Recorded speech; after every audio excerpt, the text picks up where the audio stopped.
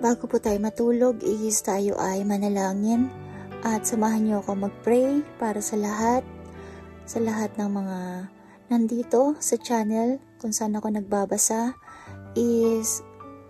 Samahan niyo ako mag-pray at sana kayo ay nasa mabuting kalagayan anuman ang inyong kinalalagyan, situation, kung saan man kayong lugar nandoon, anuman ang inyong problema, ang inyong mga prayers, ang inyong mga wish ay matupad at mapakinggan ni Lord doon sa heaven ang inyong mga pinagpipray ko ano man yan.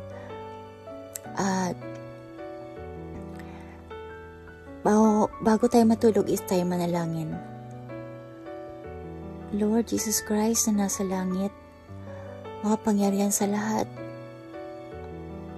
gumagabay sa amin dito sa lupa, bigyan niyo kami ng proteksyon sa anumang bagay, kung ano man ang aming kakasagupain mula umaga hanggang gabi.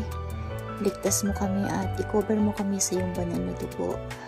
At proteksyonan niyo rin ang mga mahal namin sa buhay, maging hindi man namin sila kasama, nasa malayo man sila, hiwa-hiwalay man kami, kung ano man ang kanilang kalagayan at mga problema ay magkaroon ng kalutasan. Sa pangalan ni Jesus ay matupad ang aming mga pinagpipray, aming mga prayers, ang aming mga wishes ay matupad ayon sa aming layunin.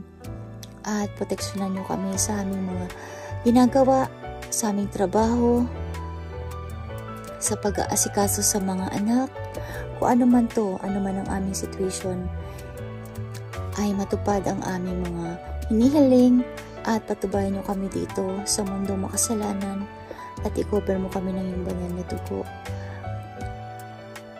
Sa pangalan ni Jesus, patnubayan niyo kami sa iyong pangalan at banal na dugo.